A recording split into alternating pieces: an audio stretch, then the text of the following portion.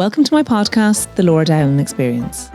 Many of you will know me from my Instagram page at Fabulous Pharmacist, where I love to shine a light on topics that people normally shy away from. Today I spoke with Jack Kavanagh, an exploration of life and diversity. To support The Laura Dowling Experience, please check out my sponsors in the podcast notes below. Enjoy the show. Jack, thanks for joining us today. Oh, delighted to be here. So not only did I send you to the wrong address when we go, I also have your worst nemesis, which is thick pile upon carpet in this studio. And steps. It's been a great start. And you needed a lift here. I know. I sent Jack to my home address rather than the podcast studio address, and he ended up giving me a lift.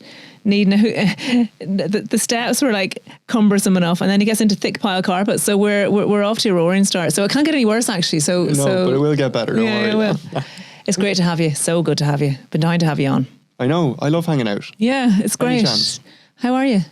I'm in great form. I was a little bit tired now in the last few days, but I'm on the way back up. A few good sleeps.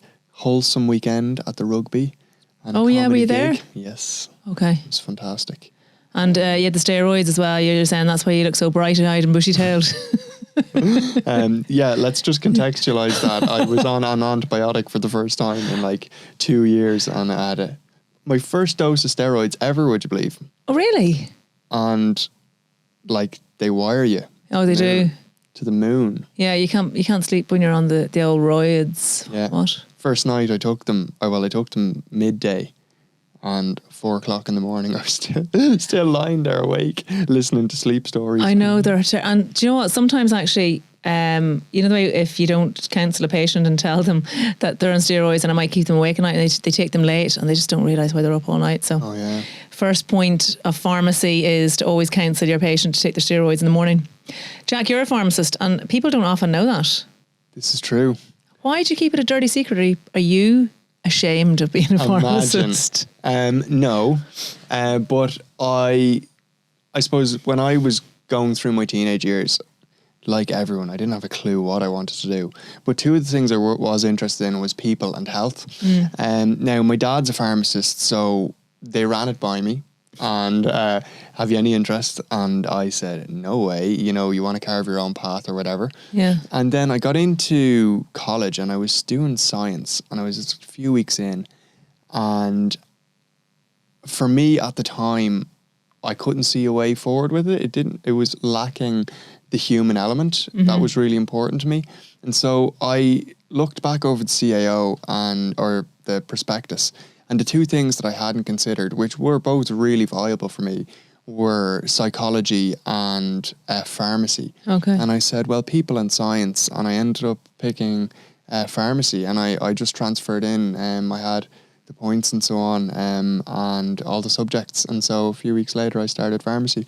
And for me, the idea was that I wanted to be a health professional. Yeah.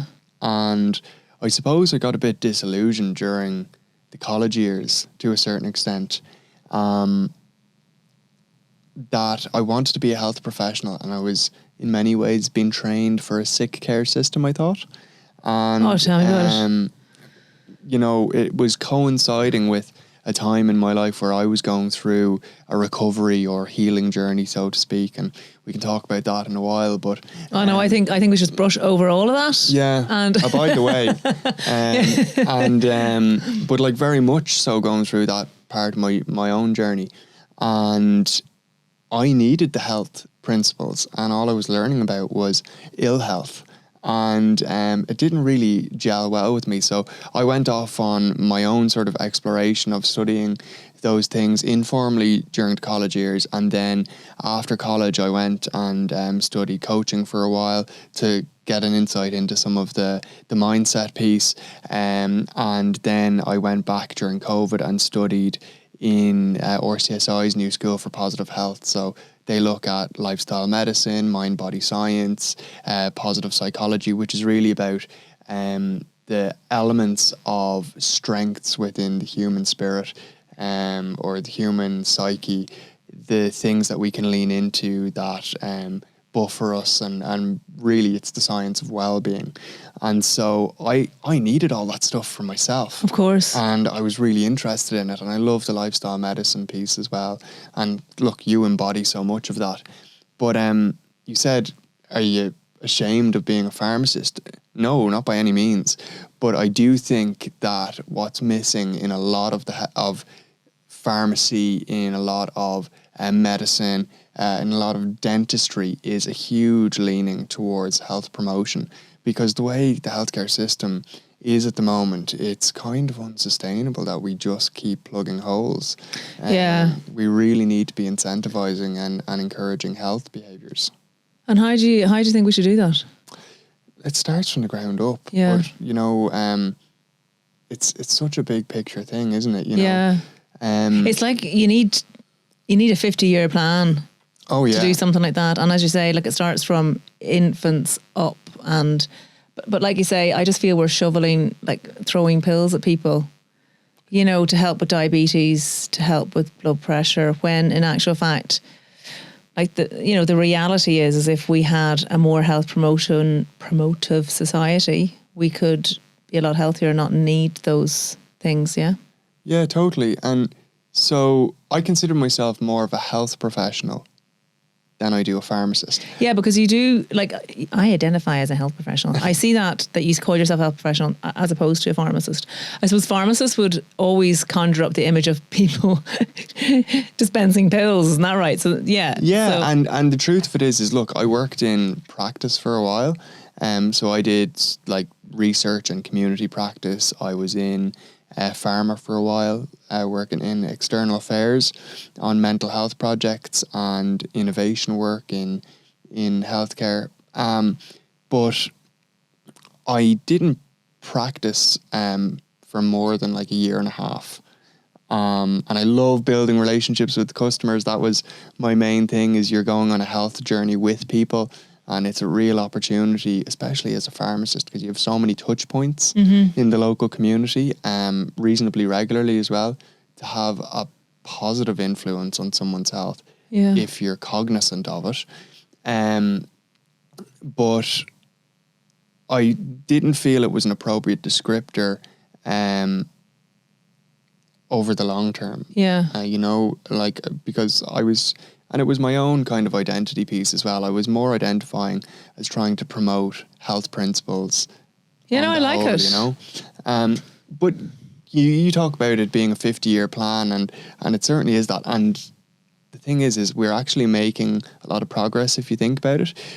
Just driving through the local area here, you see cycle lanes everywhere. We see the greenways. We see more and more parks emerging. For kids, and with equipment for training for adults as well. Yeah. You know, all these kind of things are going away to making the environment around us more, I suppose, lending itself more to health promoting behaviours. And it's just, they're small nudges to make it easier for people. And I think so much of this stuff is removing barriers to entry. In terms of making health behaviours like more streamlined and easier to do. Because so when you say barriers to entry, what do you mean by that? Do you mean from a socioeconomic point of view? That is one piece, but there's also like gym culture, right?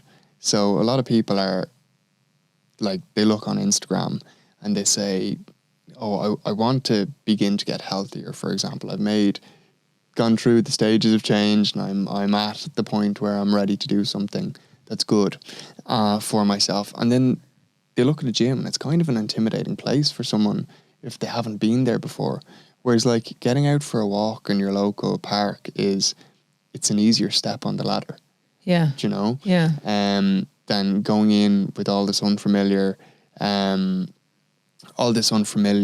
equipment and an environment where you think everyone's looking at you. Really, they're not. I know, no one gives a hoot, because I'm not looking at anyone. So they're just looking at themselves in the mirror. I know, or the phone with the selfies. Yeah. There's actually, in my gym now, there's like this, permanent thing on auto loop saying, don't be sitting on the benches on your phones, because everyone just does it. And as a result, then the machines get blocked up. Yeah, yeah. But can we can we circle back to the start? We can. When the day you were born, no, the day your kind of new life, I suppose, began, Jack. Yeah. Because anyone listening on audio and not watching on YouTube, Jack is in a wheelchair.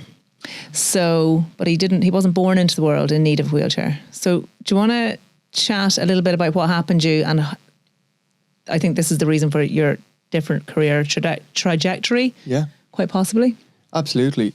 So, I would lead into this by saying I suppose I'm fortunate in one way that I have a little bit of perspective, and I have perspective at 6'1" and 4 foot something, and perspective of seeing the world from very different levels of physical ability, and that opens your eyes up in a big way. So, like you said, for the first 20 years of my life, I was very much on my own 2 feet, really active kid.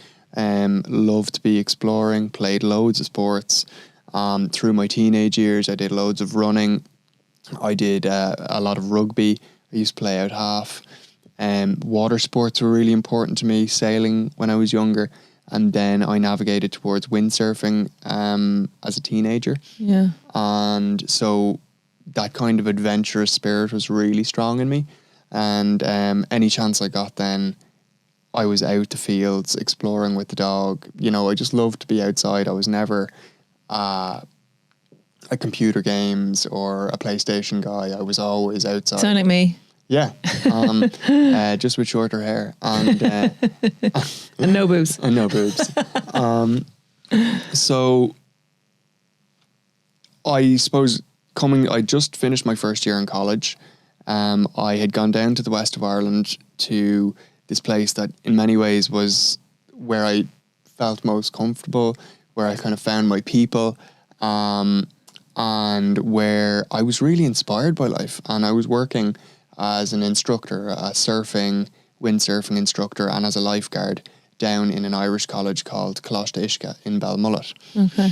And Belmullet is right on the sticks of Mayo, as far west as you can go nearly. And it was this really special place for me. And I really began to get into the more adventurous side of windsurfing, bigger waves, stronger wind conditions. I'd be going to the beach when everyone else was battening down the hatches. And I loved that. So I lived for that adrenaline buzz. And it's what we would call like a flow state now in neuroscience. It's where you're just completely in the moment, consumed by it, on the edge of your kind of skill level and the challenge level. And it's where we get the best of ourselves. And so that was kind of the environment that I spent that summer. So do you like the little bit of the scared feeling? Is that what it was? It's not the scared feeling, it's the I'm alive feeling. Okay. Okay, it's very different. It's very different. And it doesn't mean that you're doing things that are necessarily dangerous, but you know that you're putting yourself in hostile environments sometimes, and you need to have your wits about you, and you need to make sure that you're well trained and stuff like that. Okay. So at the end of that summer, and actually at the third day down there that summer, I remember cycling off to the beach after work, and I remember leaning the bike up against the sand dunes, strolling out onto the beach, and the sun is setting and the waves are breaking and the footprints in the sand, and I just catch myself smiling. And this was a really important moment in my life, because I realised I was smiling because for the first time I could really remember, I was starting to feel some level of comfort with myself. Like as a teenager, you've got all the questions about like, how do I fit in and who am I and the body image and all this kind of stuff going on that so many young people have. That I actually love the fact that you've talked on body image, because I think that we really do not talk about body image in teenage boys. Oh yeah. Because we only talk about girls a lot really when it comes to it, but I think boys have a really difficult time, don't they? I really struggled with it. Like really struggled. Even as a 6'1", you know, fine strapping lad, like you did, yeah. And like I remember, so the irony, I used to get called chicken legs when I was in school. If they could see me now. So I remember I wore in first year. We were in school. It was lashing rain. We were warming up for a match, and I had my dad's old waterproof leggings on me, and sure, I was a wisp of a thing, and he was a big man, like, and so they were baggy on me, and the wind blew, and my 2 pins are showing, and one of the lads goes, there's Kavanagh chicken legs, and sure, there it started, and like, I was 13, and all of a sudden, I'm the skinny kid, and I was by no means unhealthy or anything. I ate all around me, trained a huge amount. I was really fit, and it was just my body makeup, And so even from a young age, like being a slim guy in a rugby school, all of a sudden you have this like body sort of shame going on. So it exists for guys as well. Yeah. And it was only like, I come back to that moment on the beach because I catch myself smiling. And I did have a level of comfort with myself that I'd never had before. And it was just the beginning of that journey. But that was comfort in terms of I was really proud of myself that as this kid who grew up badly dyslexic, that I had learned ways to learn and found myself studying to follow a career that I was really excited about at the time. I was really inspired by the environment I was in at the time, how I was spending my summer. And as I said, I had this moment of kind of comfort within my own skin, and that was new to me. But I recognized that that day on the beach was really important moment to sort of relish. And 8 weeks later, at the end of that summer, I went away on holidays with some of my best friends. And we went to Portugal for a week before going back to college. And on the first day, got up, went for a run, as was my norm, found this beach that we spent the rest of the afternoon on, playing football and swimming. And I decided to go for one more swim before dinner. And as I'd done so many times that day, that week, that summer, ran down the beach, dived into the water over a wave, didn't realise how shallow it was, and my head collided with the sandbank. And in that moment, I broke the 5th vertebrae down in my neck. The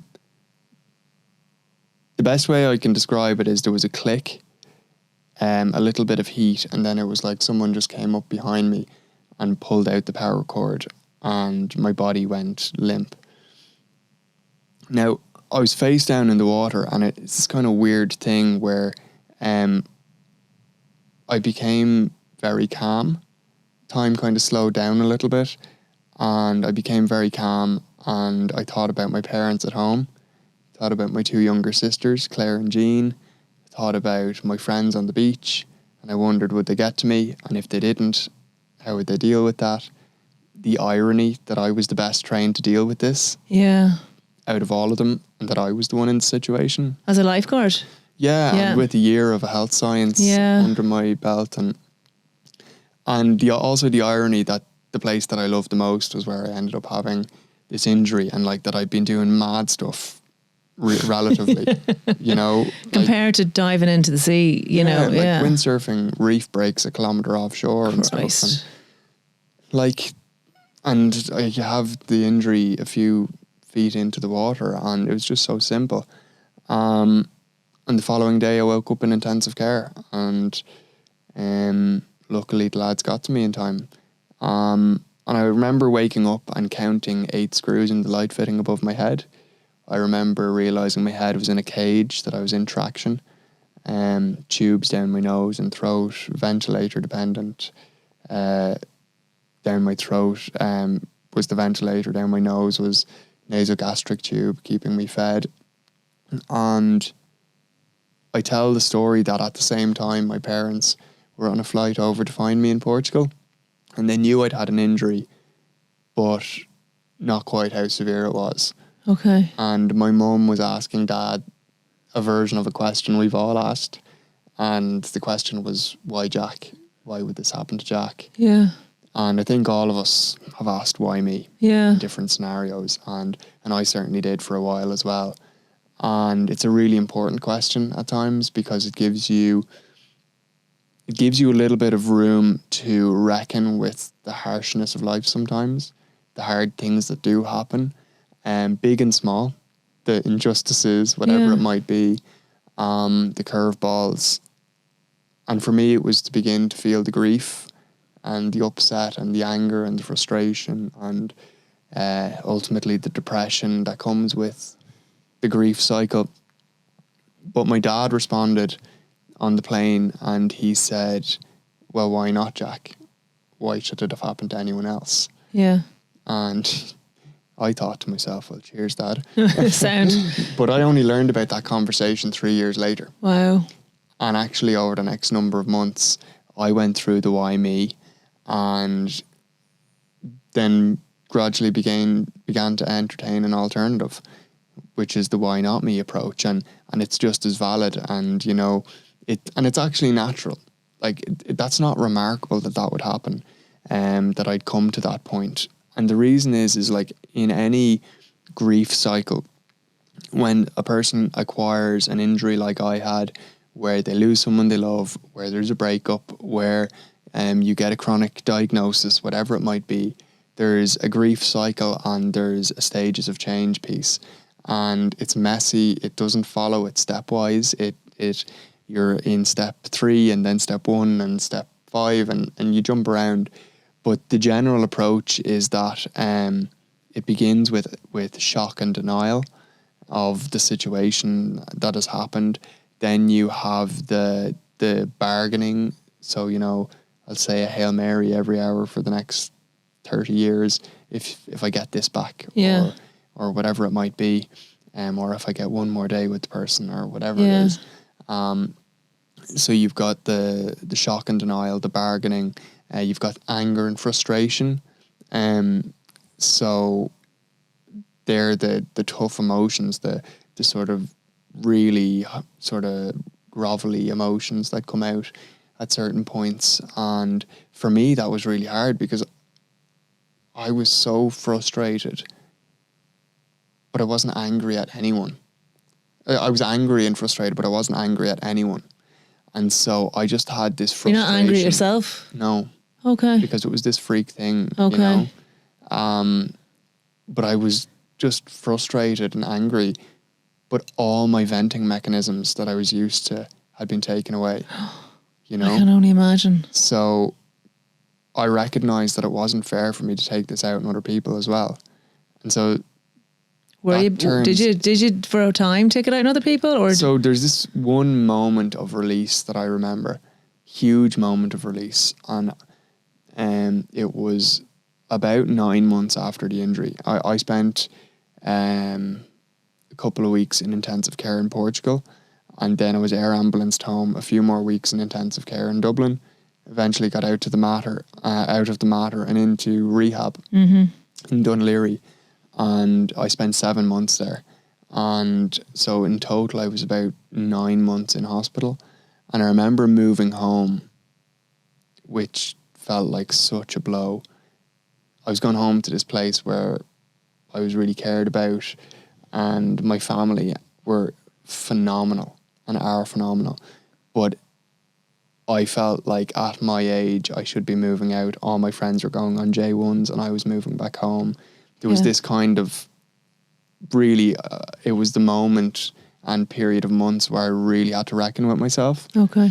And I remember moving through the anger and frustration periods and into the depressive periods. That's quite natural.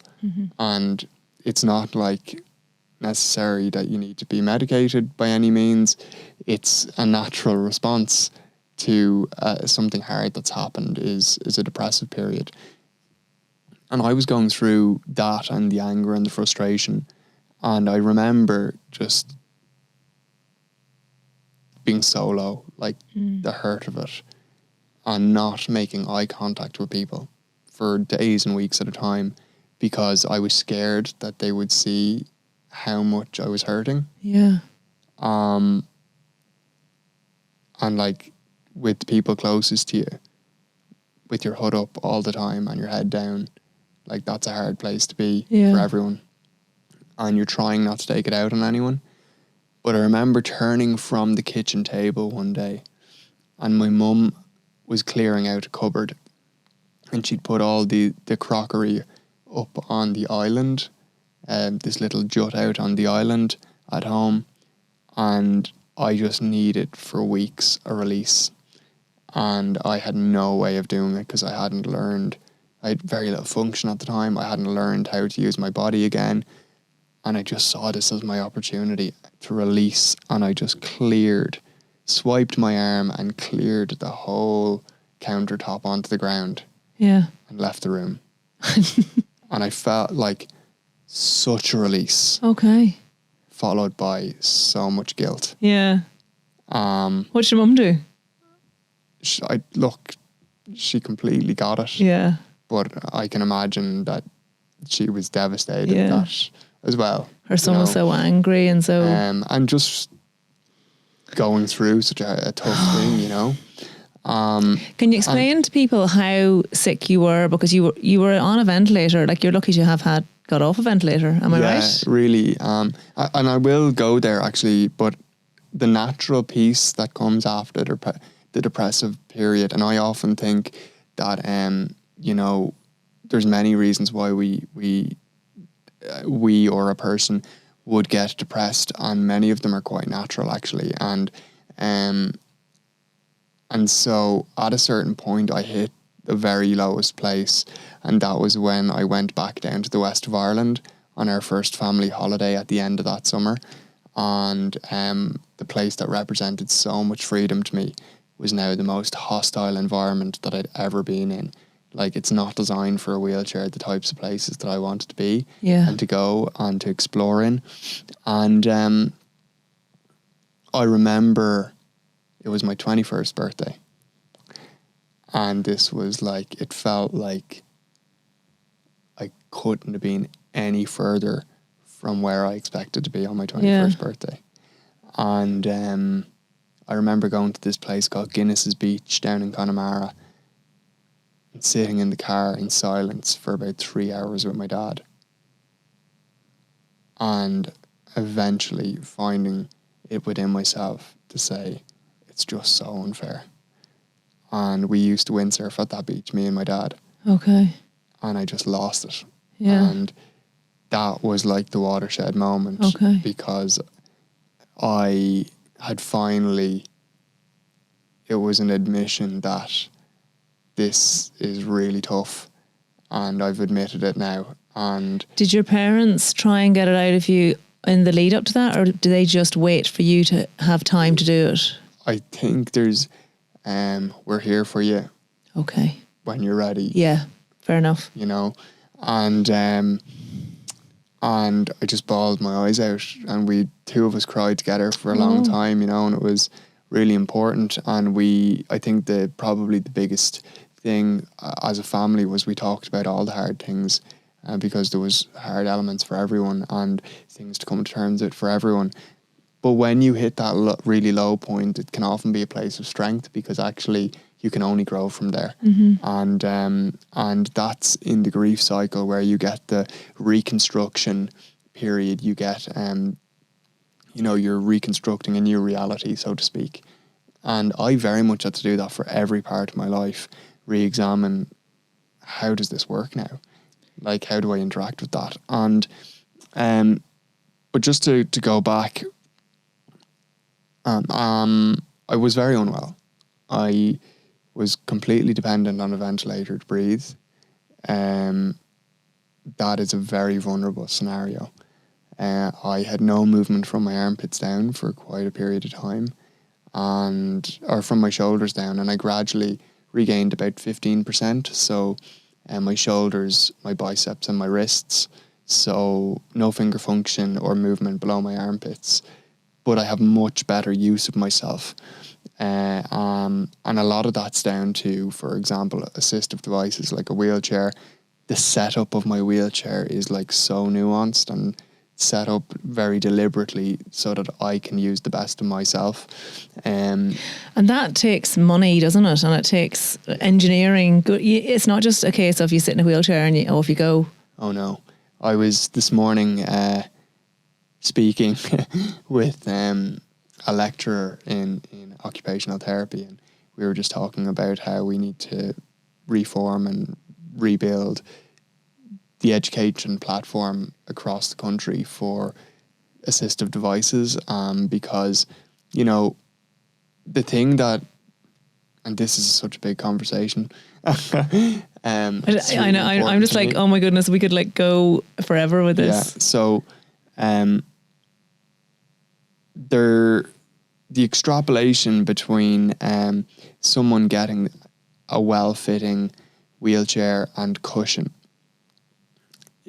For an example, if you need a wheelchair as your assistive device, getting set up with a chair that suits really well with a cushion that's going to protect your skin from pressure sores and things like that, having something that really enhances and enables you, that puts you in a position to be involved in society, to be reasonably independent, to get out, to be engaged, to put yourself in a position where you can be involved in the workforce if that's what you're interested in, or whatever it might be, to be a net contributor. Okay? If you're finding yourself in an assistive device that is like not appropriate, that has been poorly fit, that is causing your body damage, for example, whether it be through pressure injuries, whether it be through scoliosis, whether it be through poorly fitting, and so you can't use your function or you can't get into spaces because it's too bulky or whatever it might be. Now all of a sudden you're in a place where quite often you're disabled by the thing that's supposed to be enabling or assisting you. You are disempowered, so your power is literally taken away. Quite often you're left in a more vulnerable scenario. So, for example, if you end up with a pressure sore, you're back in bed for weeks, months at a time. You're dependent on other people. Other people can't now work, and so like all of these things start to have such a big knock-on and people effect. don't understand that. No. And so these are really significant things, and so I'm a huge advocate for assistive devices, whether it be like we're using them right now. We're filming, we're on podcast mics, and people will be listening to this on their phones, on their laptops, whatever it might be, through car speakers, Bluetooth. These are all types of assistive devices that we use every single day. So many of them were designed for people with differences in ability, and they've now become mainstream things. Like, how many of us use voice notes? How many of us use speech to text? Like, all of these kind of things were designed initially for certain periods, or for certain differences in ability. And the thing is that it's the only club, and I don't really like the word disabled because it's the environment that enables or disables us, but it's the only club that any of us will be a part of at some stage, or every one of us will be a part of at some stage of our lives. This world where we at some stage will be less able than we currently are. And so it's a very welcoming club, actually. But I like to say to people, well, if it's a thing that you tripped and fell, or something splashed out of a pot and injured your eye, or you got a knock on the head and your sensory or cognitive interpretation was influenced in some way, what kind of environments would you like to be navigating? And so that's where you bring in the ideas around universal design and things like this. So designing spaces and public policy and services and products, thinking about, okay, well, how would someone that's visually impaired use this? How would the tallest and the smallest and the person that gets around on wheels, or the elderly person on a Zimmer frame, or the mother with the buggy? But I suppose you can't design a town around everyone, can you? Or do you think you can? Well, this is it. If you look at the way new spaces are being built, they're being built with these universal design principles. And so actually you don't notice it when it's been done well. That's the beauty of good design, is you don't notice it. and the space is just usable by everyone. It's only when you come up against the challenges that you realise how important environmental design is in terms of enabling or disabling people. Okay. And it's only, for example, like when you're, for example, younger and fit and able, and you can hop, skip and jump up the steps and the stairs and the split levels in the house, and isn't this great? Yeah. And then all of a sudden, a decade later, you're cursing yourself for Yeah. putting in the split level, you know? Yeah. And these are the kind of things that I think are really interesting to consider. I've had to consider them. I know. But even the little bike that you go out around on. Yeah. When I met Jack for coffee there a couple of months ago, he goes, "Do you want to see me bike?" And I thought he was messing. He has a little bike. I put it up on my Instagram, the reel. It's great. He attaches it to his wheelchair. But like you said, not everyone can get one of those. They cost money and, you know. Yeah, and so it's tough. And I would often say that I've been very privileged in lots of ways, because look, what I sustained was a very severe spinal injury, and yet I live a very productive life and a very engaged life on multiple levels. And part of that is down to I didn't want to take a backward step to a certain extent, but also a big part that I have to acknowledge is that I come from like a middle class family, maybe upper middle class, that I had a level of health literacy going into my injury, so I could ask questions that maybe others weren't asking, or I could research and find ways to do things and the right products. Or you could not take no for an answer, which is exactly what I can get from you too. It's a huge piece of it. Yes. That I'm a reasonably good communicator, that I understand sort of the dynamics in a conversation, and that I can vouch for myself, and that I'm not afraid to ask the question, and all these kind of things. And so there was kind of inherent privileges just in my circumstances, and then I was just fortunate with the fact that I was of a certain personality predisposition. But if you don't have access to basic resource finances or know-how, like for example, I was fortunate to have private health insurance, and so could access wheelchair cushions and things, where if I was waiting for months for an assessment through the health service, which is sometimes in different parts of the country you could be, goodness me, you know, and sometimes when you need something, you need it, and of course, and so these are the kinds of barriers that people come up against all the time. And if you're in a position where you're constantly firefighting just to be at the baseline, that's a very disempowering place to be. They're the kind of things that disable people. And so when we think about the environment around us, I would always say that it's the environment that empowers or disempowers, enables or disables. And the environment isn't just the physical environment, the lack of steps, the lift or the stairs. Like, that's one element of the environment. But the thing that enables or disables, empowers or disempowers, is also the legal system that we're involved in a country, the culture of an area. So the culture of a team in work, or in a community or a city or a country, the social norms within my family or my group. These kinds of things really influence people, and they empower or disempower, enable or disable.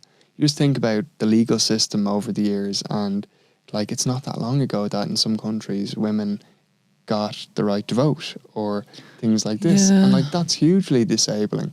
Your power is removed, like if you don't have that, or that groups are marginalized. And so we're fortunate that we're at a stage in and bear in mind we're in Ireland, we're in a democracy, that these conversations are being pushed, like in terms of sexual and reproductive health, gender identity in terms of ability.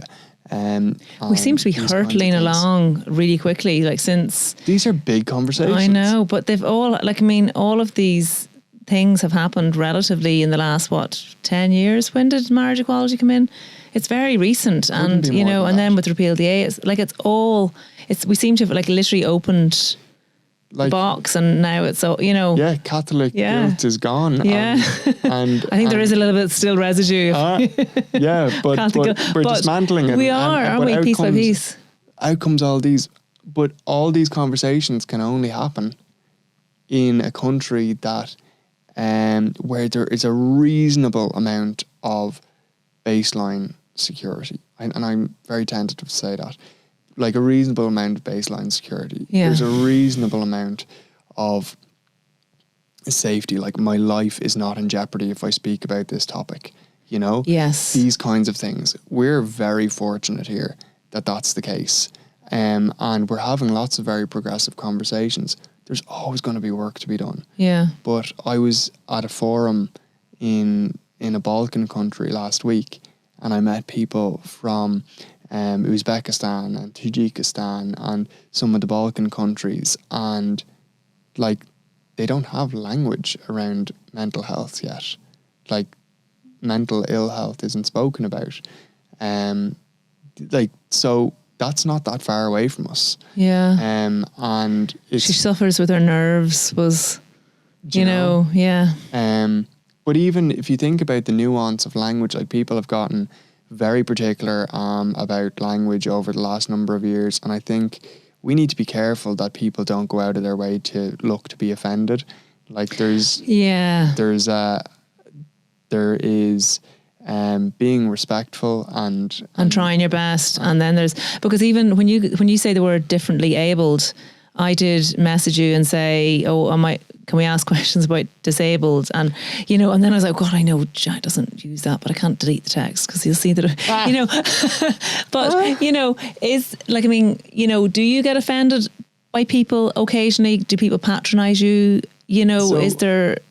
I love that we're having this conversation because I was on a call earlier with a group that we're doing a piece for International Day of Persons with Disabilities. And some people will really resonate with the phrase disability because it comes from a social model that we're disabled by society, okay? Yeah. Whereas I would say, hey, I've got physical impairments, but I don't consider myself disabled. Yeah. I do have physical impairments. I can't deny that. Yeah. No, you can't. Like, come on. Laura, can you hoosh me up that step there? I love it. But there's, but the nuance around language, like people do identify in different ways. And I think curiosity over fear is the way to go. Yeah. Because, you know, if you just ask the question, like, actually, I'm not sure, should I say this or should I just say that? What way do you interpret it? Like, yeah. And then we're sort of accounting for the inherent difference in people. The other thing that I think, though, is it does show that society is evolving at a certain rate when we're in a position to have conversations like this. Yeah. Because even if you think about in the 90s, stress was the big thing. Now we have more particular language. We're saying anxiety is the thing. And depression is the thing. And mental health or mental ill health, like it's not taboo. Yeah, and we're pointing at, like, she doesn't just suffer with her nerves. Yeah. Like, you know, we're more pointed with language. But do you think people over in Ukraine are getting to have these conversations really at the moment? You know, they're just struggling for survival, and so we have to be on many levels. And so when you're under threat like that, you resort to more survival based, like they're not worried about some of the first world conversations that Yeah. we might be having at the moment. And so we have to recognise that in Ireland, in many ways, despite the work that we have to do, which is really important, and the progress we have to continue to make in lots of these areas, that we're fortunate to be in a position to have lots of these conversations in the first place. No, it is so important. Can we go back to that time on the beach on your 21st birthday where you kind of said that was the watershed moment for you because you you opened up to your dad, and kind of where did your mindset go from there? Because that was what, a year after the injury. Just Yeah. about, yeah. Okay. So for me, that became a really important moment. I talked about this idea of the why me, why not me, and over the previous couple of months, like, you begin entertaining the why not me more and more, and all of this. When you say you do you mean that in a general sense, that people that would sustain an injury like you did, they all go through it, or is it just you went through this? Why not me? That's the language that I would put on it, but there's a version of that. Okay. Where you begin to look to reconstructing a way forward. Okay. And when I was in rehab, my family and I decided that it was really important for me to have something in the future that was pulling me forward. Okay. And I think it's important for all of us to have some sort of a vision. And I refer to it now as an inspiring vision. The reason I would say that is because at the time I was learning to breathe in, and medically that's called inspiring. Okay. And so this vision of where I wanted to go, the thing I was working towards, that was having that in my mind's eye, pulling me forward in the future, was almost the thing that gave me the oxygen to keep going on the tougher days. Okay. And at the time, I was literally coming off the ventilator, so learning to breathe again. I was like a child, like having the umbilical cord cut. I was learning to use this body in a new way. And to put it in perspective, coming out of rehab, I could just about push my wheelchair on a perfectly flat surface indoors, never mind navigate the outside world. I could just about feed myself when I was set up in a particular way, just about brush my teeth. And that was the extent of it. Like, that's a pretty tough place to be at 2021. It feels like a bit of a reset moment. And so at that time, and that's the context, I needed something to pull me forward. And for me, that was to go back to college. And that was the inspiring vision. And I wanted to be back there for the next academic year. And so for me, despite going through the grieving cycle, life continues, and you do keep doing things, and you get choice moments every day. Yes or no, I can or I can't, try it again or give up. And I had lots of those over the next couple of months. And 13 months after I had the injury, I was back in college and living away from home. And how did that work? Like, were college supportive? Yeah, so Trinity were amazing. Trinity were absolutely amazing. Now, I was fortunate that I was the first person in college to live on campus with a personal assistant. Okay. And at that stage, like, it looked like a big success, me getting back to college. Everyone was like, Jack's back in front square, isn't this brilliant? And it was. But the reality was very tough as well for me. Like, I had nothing figured out. It was 3 hours and the assistance of 2 people just to get up in the morning. Really? Like, my mates were thinking I was literally rolling out of bed and into college, whereas I was getting up at 6 in the morning to make it in for a 9 o'clock lecture. The sheer physical effort and mental effort of that must have been draining as well. Absolutely. I'd be so exhausted come lunchtime that I'd go back to the apartment, put a pillow on the table in the kitchen and fall asleep on it because I was physically too tired to get back into bed. Oh, my goodness. Didn't have the strength to get back into bed. Yeah. So the thing is, though, when you're outside your comfort zone and you have a little bit of support, we're remarkably adaptive. Yeah. And we do begin to adapt. And for me, I needed to find ways of streamlining the processes and the things I needed to do. I needed to reduce the level of support and increase my level of independence. And so that sends you on this journey of figuring stuff out. And that's how we've all... Do you meet frustration after frustration, Yes. though, doing that? Because, Absolutely. until you're the one that's in the wheelchair that sees that the lecture theatre isn't accessible, that's the first time it's pointed out to you. You need to make that change. So every single day, I'm sure you were coming up with loads of things. And the stages of me reclaiming independence were, okay, can I put my jacket on myself? Okay, so I can't use my finger, so I need to get a loop put onto the zipper and figure out how can I brace the zip here so I can zip it up. That was the kind of stuff I was having to grapple with. How do I put my backpack onto the back of my chair and take it off myself? How do I balance and take my with my bag on my lap and take my laptop out without dropping my water bottle? And these are and there's no one that teaches you this. You have to learn it yourself. Trial and error, again and again and again. Drop your stuff, get a hand to pick it back up, go again, figure out how to pick it back up yourself. Right. It was trial and error. But even the loop on the sorry to cut across you, the loop on the jacket, are they not just readily available for people like you? People or like do you know what I mean? For people with a different ability. Yeah, with dexterity challenges, yes, for example. Yes. Yeah. So are they not readily available, or is it did you have to think about tying a string through your coat initially, and then you went and bought one? So what I used to get was key rings, and just put key rings on everything. So anywhere there's a zipper in my life, there's a key ring. And, I love it. Can't wait to see your wardrobe. it's like loads of shiny silver key rings. Love the bling. So it was they were the little moments. And isn't it funny how you don't think about that until it's actually an issue? Oh, totally. And so they were some of the things I was dealing with.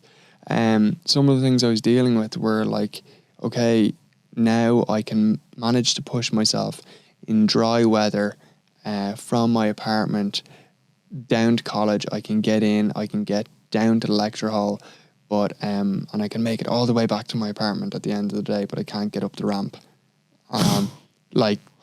Or I can't manage the weighted door to get back into the apartment. And these were the battles. They were the things that I just never had to consider before.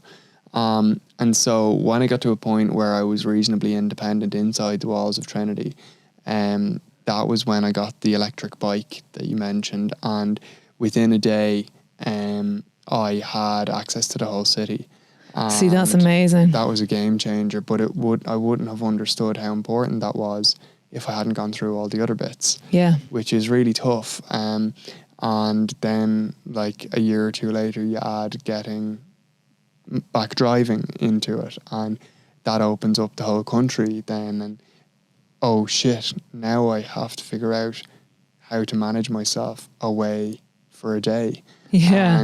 And so the next layer comes in, and so now I drive coast to coast on a day, manage myself away. I've driven in Jack's van, I must say. It's great crack. It is great crack.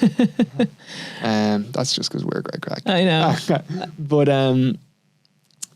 so it's all these stages, and you build up little by little. But the truth of it is that I do still need support in the morning and the evening to get up and to get back into bed. And that's one of the things that I have to grapple with every day. Does that annoy you and frustrate you? Well, it used to. And then I realised actually I'm thinking about this in the wrong way. This is hugely enabling for me if I think about it the right way. Otherwise I can't get up and be involved in the things that I want to contribute to or be involved in. And the thing that would be really destructive is if I didn't have this. Yes. And people would look at a wheelchair, for example, and say, oh, that's a confining thing. Actually, it's the most liberating thing in the world if you need one. And it doesn't mean that I still don't train all the time. Like I train my body in all sorts of ways. Can we go through a day with you? Yeah. So what, like, what happened? You wake up in the morning. Yeah. So I wake up in the morning. I have a personal assistant that will come in. So they come to your house. Yeah. Okay. So I get up around 7. I get up at 7, most days, and I will roll over, stretch out, get a bit spasmy, involuntary spasm overnight, builds up a bit. So I'll do a quick stretch, hop in for a shower, go to the toilet, whatever I need to do. And again, like, this is all stuff that I've had to learn gradually to do myself. So I do need a bit of balance support as I'm doing my transfer, but I manage the rest myself then. And then I need a hand getting my bottom half dressed after I shower and wash myself. And then I come back in and we talk about making health behaviours easy. So one of the things that I do every morning is I have a standing frame. So this is a frame that I sit into, and it's electric, and it kind of brings you up into a standing position. And I keep that at the bottom of my bed. And the reason I do that is because in the morning, I will put that in the way of my wheelchair. So I won't get into my chair unless I've stood up. And the reason for that is so many, but like, we're meant to be standing. So I will get into that for 10 minutes in the morning. One of the things you get with spinal injury is low blood pressure. So by standing up, I'm challenging my cardiovascular system straight away. It's good for bone density. It's good for like organ function, all of the things, blood flow. So I'll get up, stand for 10 minutes, and then hop into my chair. And at that point, I'll either go out to the garage on the ski machine or do some weights, or if the weather is decent, I'll head out on the bike, hand cycling, and I'll get some level of exercise in regardless every morning, regardless of it's 10 minutes of wrist weights, just punching the air or whatever it is. But for me, that just sort of connects me to myself, grounds me into the day. I've done something productive for myself before I get into the day. And then grab a bit of breakfast and I'm kind of into it. And for me now, that's like, I do need assistance. I use the assistance to really speed my morning up, because if I was trying to do this stuff myself, I'd be hours at it. And so I can be kind of ready to go, having had some exercise and gotten ready in the morning within kind of an hour and a half. Okay. And most mornings it's kind of 2 hours, because I'll be at my desk and ready to work, or be in the car and gone wherever I'm going within 2 hours. And that's kind of, look, there's an hour where I'm just doing kind of shower, dressed, that kind of stuff, and standing, and they're non-negotiable. Like, have to get dressed and have to get a shower. Yeah, you might be considered a little bit differently if you're going around, whizzing around that naked. Yeah. Do you see the weekends? But the rest of my morning is stuff that I choose to do. So it's the exercise and things like that. Okay. And that's really important to me. And so then I'm either in the car and working in different places, or I'm at the desk and engaging with clients, or doing whatever needs to be done on the day. And then several times a week, I have different things I'll do. So like, I train in an exoskeleton in DCU. So that's like, literally, it looks like a transformer that you get into. So it's a robot that helps me to walk, and that's amazing. So they use that for people with different neurological conditions. So spinal injury, stroke, MS, things like that. And again, you're meant to be up and stepping and walking. So this is really just good psychologically as well as physically. And for me, one of the things that's been important in my days, nearly every day, and it's something I developed when all my stress relieving mechanisms were taken away, was some sort of a mindfulness practice. And initially, in the early days, it started with visualization. So my uncle used to come in when I was in high dependency unit, and I was allowed to have visitors again, back in the Mater.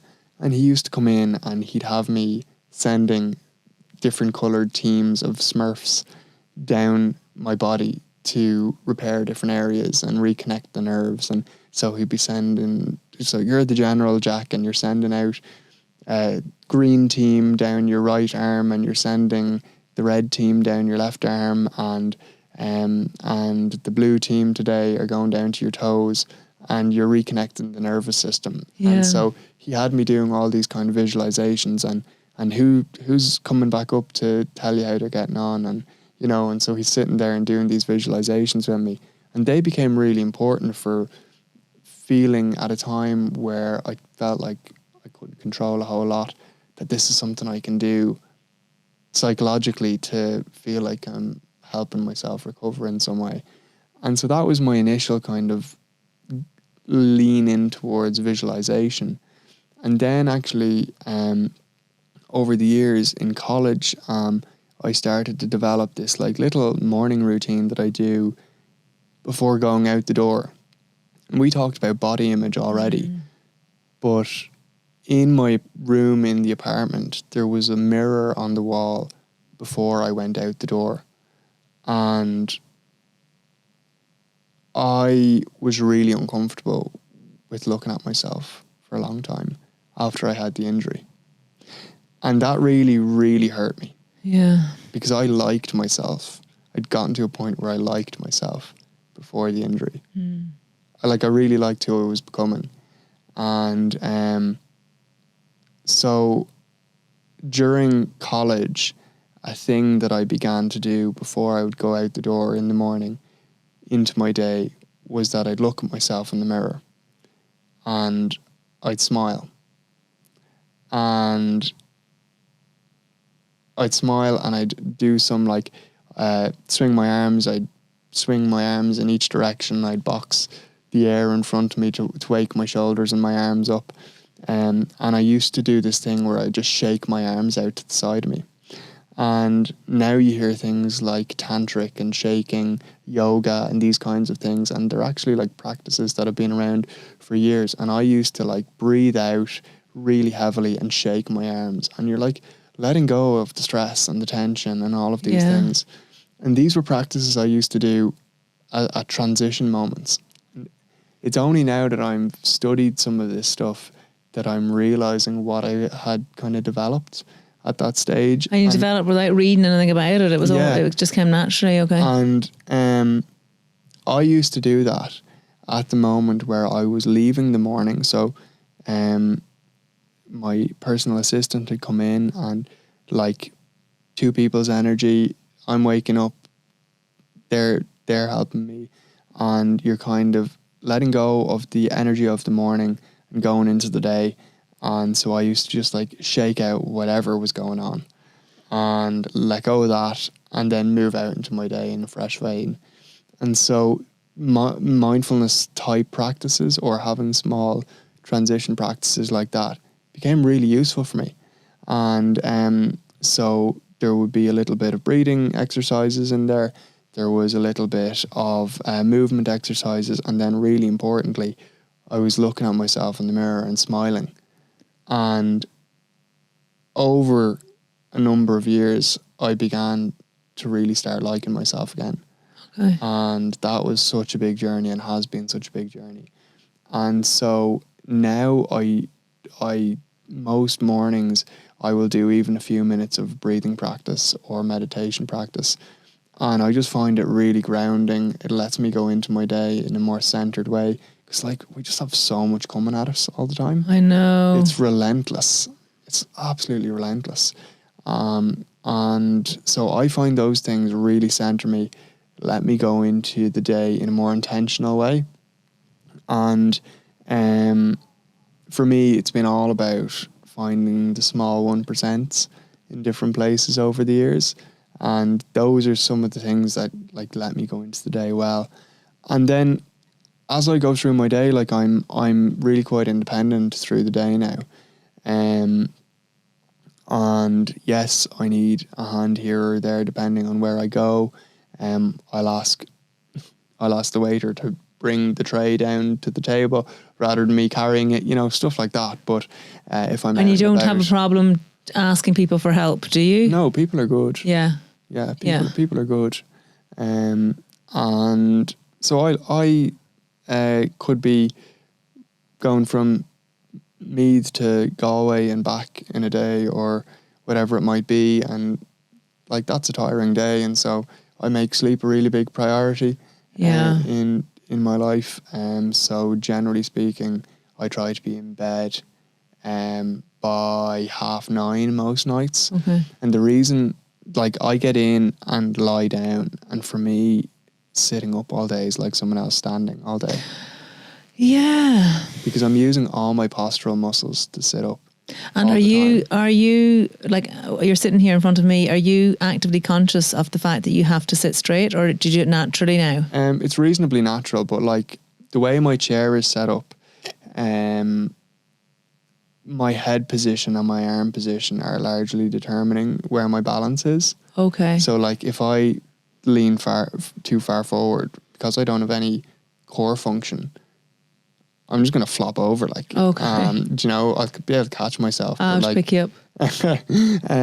So I'm always like where my head and my arms are determine that. So And do you constantly kind of move to recenter yourself? yeah, but I don't really notice myself doing it anymore, Yeah. Yeah. Like if I have to lean down to one side to pick Yeah. something up off the floor, I'll just brace with my other arm. Yeah. And I don't really notice myself. Because, I notice sitting here with you, or, when we go out, that I see you make these little movements. Micro movements. Yeah. But it's unreal how. So did you have to learn that, or did you just come naturally to you? Yeah, and you learn it because you just fall over a lot otherwise.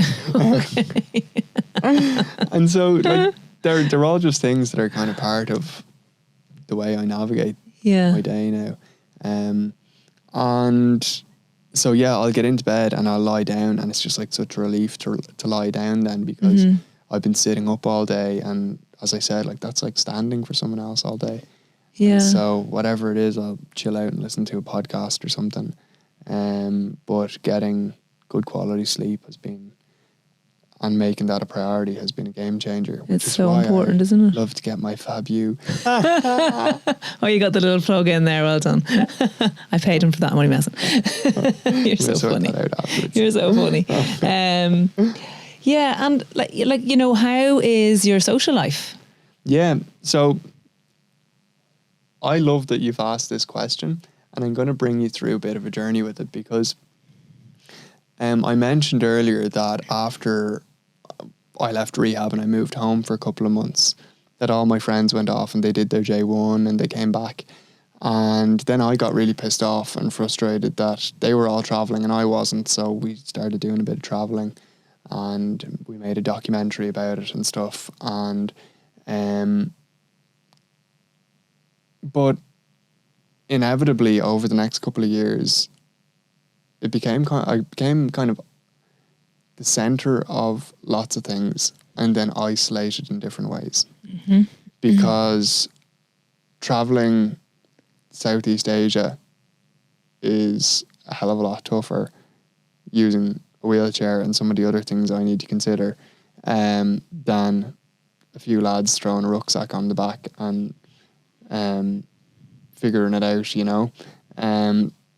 and so there's certain elements that it's not through malice or anything that people are just like, well, how do we involve Jack in this?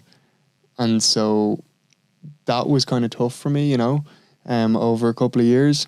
But actually I realised, I'm on a slightly different journey here, and that's all right as well.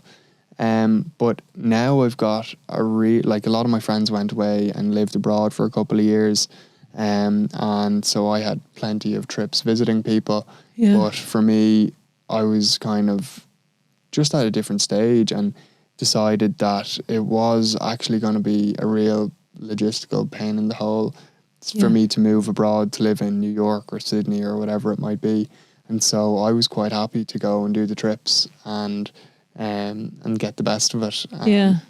So they were kind of tough things for me to grapple with, because some of my very closest friends moved away for a good period of time. But lots of them have made the journey back now. And so that's been really satisfying for me. I'm very fortunate that I have a wide group of friends in different parts of my life. So friends from college, friends from school, friends from the water sports years, and then lots of people like yourself that I've gotten to know through work and different areas as well, that now have become really good friends. And so I'm really lucky that way. And we're in a stage now which is much easier for, well, both my personality and how it's evolved and the way that I like to spend time, for me to engage in shared activities with people. So like, was at the rugby at the weekend, loved that. Was at a comedy gig at the weekend, brilliant way for me to hang out with people. Love the greenways and getting out cycling. And me and the lads go for rogs now, so it's a rolling jog. Love it. So you can probably beat them, can you? Well, depends if it's uphill or downhill. I suppose. So they like, I mean, you are very much a part of their life. It's not like huge. Yeah. It's not like, oh, let's include Jack. It's that, why wouldn't they include you? Yeah. Which is, and the thing is like, there was definitely a period of time of being like, "Feck, how do we do this?" And then it's just normal. We just not tell them we're going out. well, it was funny actually. The first night that I went out when I went back to college, they kind of like just were like, "Jack's back in college," and they forgot about like the wheelchair, which was great. You know? And so we arrived up to the pub that had been booked for the college night out, and there was 15 steps down to it. Okay. And it was just like, initially everyone was looking at each other, and I just said, "Right, lads, up we get," and away we go. And so 4 people, one on each corner of the chair, and down we went. And I floated back up at the end of the night. But so I've been lifted up and down all sorts of things. But I'm okay with that. It doesn't mean that it's like right that you need to be lifted in nightclubs. No. But like, I fell over on Copper's dance floor like everyone else did, and you know, all this kind of stuff. And it shouldn't be in your wheelchair. Different. Yeah. And the bouncers freak out, and everyone's like, "Oh my God, what do we do?" This bold fella. I was at a wedding, one of the lads' weddings there a few weeks ago, and like, we're all just giving it socks on the dance floor. And next thing, everything was grand, and the next thing, I'm on the flat of my back. And everyone has like a split second of, "Oh shit," and then I'm back up again. Okay. You know? And so and that's the way it should be. Yeah. You know, and some people like at the wedding that don't know me or whatever are coming over being like, "Oh my God, are you all right?" And someone that does know me, they're like laughing their head off, being like, "He's only looking for attention," you know. He's looking to get the chicks. Oh yeah, I'm awful sore. Yeah. Jack's got an eye for the chicks, by the way. We've had some conversations that aren't suitable for this talk. Have we? We were talking about breasts in France there once. Do you remember? You were out cycling and there was women cycling past you with their boobs are half out, and you were, "Jeez, lads, look at the boobs, look at the boobs." Laura was giving me the eyes in here earlier as well. Absolutely. And then in terms of, do you find as well though, sometimes say, you know, if people like see someone like yourself, do they maybe treat you a little bit differently, do you think? Or do they talk a little bit louder because they think you can't hear? You know, this kind of way. So there's a gas story that a guy that I met not long after I had the injury was telling me, and he had a similar injury to me. And on the first weekend he went back home, he was in the local pub with his dad. I think they went out for a pint, and some of his friends came along, and this local man came in and rubbed him on the head and said, "Jesus, isn't it great to see you out and you're half dead?" Oh my God. Oh, you can only laugh at something like that. You could only laugh at something like that, but yeah, Jesus, how offensive. In every way, the rub on the head is the worst part of it. It's like me being called in the pharmacy good girl. Now you don't mind when it's a fella of a certain age, as an now fella, you know, you can see that he sees you like a little girl. Yeah. You know, but you don't like to be told a good girl too often, I tell you. No, I've seen that happen as well. But I kind of love that shock factor when someone has to speak to the pharmacist and all of a sudden they see like a head, little spiky hair, just like hair coming across behind the pharmacy, and they're like, oh, he must be like just on one of the office chairs, just scooting along behind. And then I come around the corner, and there is this moment where someone was like, oh, this must be a client of the pharmacy coming out. And then it's like, hi, I'm Jack, I'm the pharmacist, how can I help you? And there's this moment of realization or comprehension of, because I have addressed the patient or the customer in an assertive way and stated, like, I'm in control here. Like, it's okay. Yeah. You know, that's been huge. And I kind of love that moment of, and we're fine. Okay. You know? But I sort of realise as well that to a certain extent I have a responsibility to normalise things, because it's not every day that you meet the health professional rocking out in a wheelchair.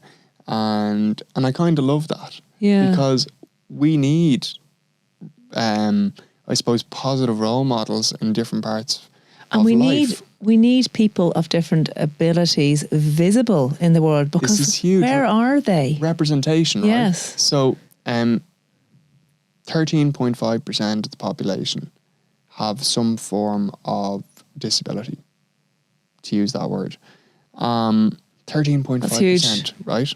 And seen and unseen, so visible and invisible. Okay, so it's not all visible, and the invisible stuff can often be harder because it's just that, like, people wonder, why are you parking in the wheelchair access spot, you know, or that kind of stuff, or they don't give you sort of reasonable accommodation that you might need, or these kinds of things. With 13.5% of the population at any one time. And can I just ask you, are you too warm at the minute? Because the heat's on. Are you a bit warm? I'm all right. You're okay? Fine. No, I'm fine. I just was making sure that it wasn't. No, I was just... I'm menopausal. No, I'm just making sure you're not too warm. That's fine. No, I'm good. But like, if you got 13.5%, I think representation is so important. Yeah. And so, representation in terms of publicly, whether it be in terms of the political system, in terms of the types of people we see getting jobs. So it's great to see much more representation, for example, of women in different roles in the workplace and so on. And we're seeing like the incredible benefit that is to decision making and to just understanding and empathy, and as much as the real competence that is brought as well in so many roles. And so we need that in terms of difference. So whether it's people from marginalized backgrounds like refugees, or from traveller communities, or from differences of ability, or ethnicity, or whatever, because all of these people are part of our society, and the same is true of people with disabilities. And so I think it's great every time that I see a wheelchair user, or someone on a crutch, or someone with an amputation, or born without a limb, or whatever it might be, or any kind of difference on TV or in an ad, or these kinds of things, because these people are acting as positive role models for younger people as well, that are following behind them. And they often didn't have them in their own lives growing up. And so they've had to become that person. A few weeks ago, I was at an event down in Limerick called Beyond Limits, and it was organised by the Ombudsman for Children, and he, Niall is his name, and they have this youth advisory panel, and within it there's a panel for young people with disabilities. And so Beyond Limits is an event that's put together by this group of young people for young people and their the families of young people with disabilities. And I have to say it was probably the most inspiring event I've ever been at. And the reason it was so inspiring is you had young people living with autism that were getting up and like reading this phenomenal poetry that they'd written and telling about their journey of kind of learning to navigate the world through a different sense of sensory perceptions.